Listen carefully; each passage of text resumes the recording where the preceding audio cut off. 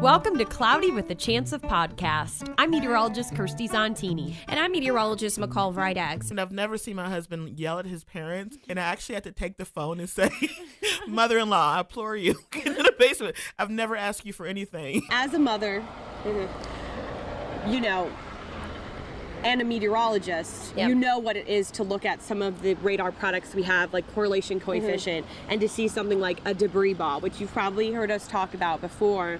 But to see that on a storm in our super populated area, and knowing, you know, you're a mom, you're worried about your kids, but you're also worried about everyone in the Miami Valley. Yeah, and I think that all played into the role of, you know, the tone of my voice and me getting, you know, very passionate in that moment. We came up with the idea of let's just travel the path of the largest EF4 tornado. I go to places that I have no emotional attachment to.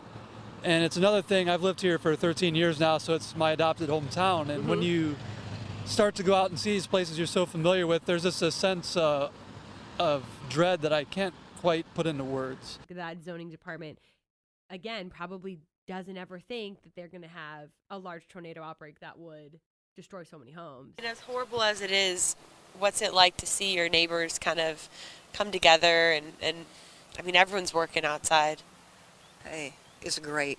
This is the way it should be. And how do we prepare for severe weather season? And our guests that we have on are going to talk a little bit about that.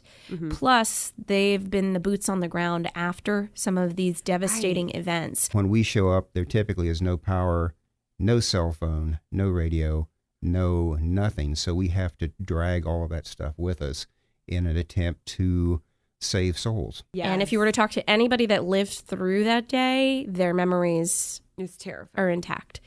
And I actually sat down with Miles Back. He's one of our WHIO editors for the news.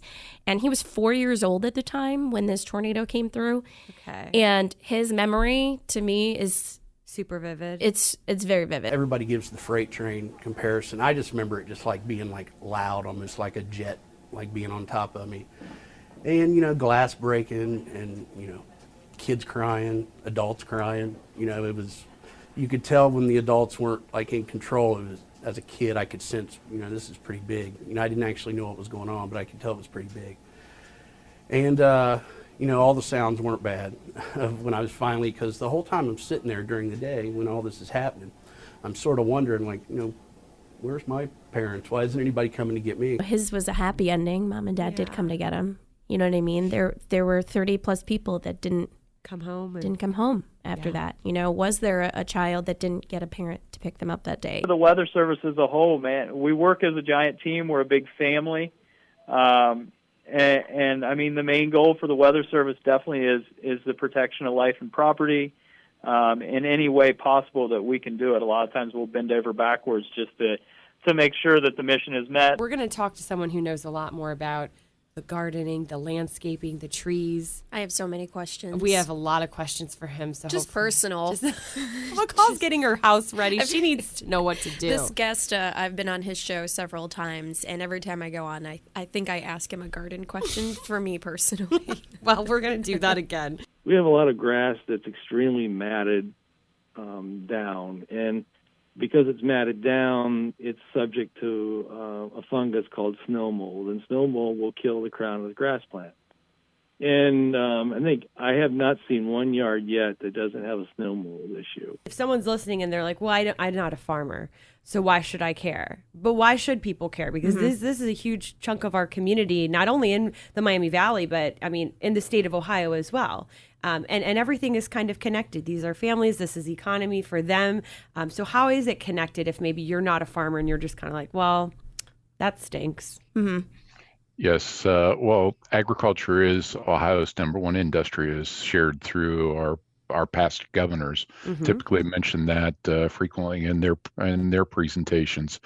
So most farmers, the income that they earn, the profits that they earn, they reinvest that money, and almost all of them reinvest that, but right back in their communities that they live and work in. So I think that's I would say that's why it matters to all of us, because of that reinvestment into the community.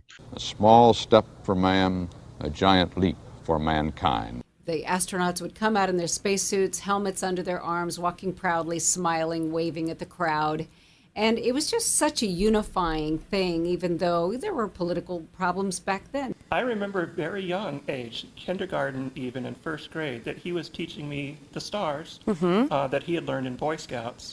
And I remember he brought home a book from the library one time, and it was randomly about stars. I remember thinking, why do I have a star book? But I read it anyway. My dad and both of my parents, they never really stifled my curiosity, but they cultivated that. That's wonderful. He would always be willing to answer questions with me or just talk about random topics. Maybe he didn't quite know what he was talking about, but he could know a second grader. Exactly. And the important thing was that he kept me interested in science. We want to, of course, update the agriculture side, but also update the climatology of what's going on in Ohio. What's it going to take to break the drought? So, a challenging year where you're completely saturated in the spring, you're dry and hot in mid to late summer, and then you're saturated in the fall. It's not a good combination for a farmer. It was a Friday, and I remember I was in Blue Ash that night, but the tornado began to the east of me. So we were somewhere near where the tornado was forming, probably funnel cloud or somewhere close to it. And it was the loudest thunderstorm of my life. Everyone remembers the big polar vortex winters of 13-14 and 14-15. Yeah. And then I think our active spring overshadowed how intense this past winter was. And he had on a hat and he had on, a scarf covering his face, and his eyelids literally had frost on them. Oh, that's awful. And I said, hey, honey, are you okay? And he goes, I think so.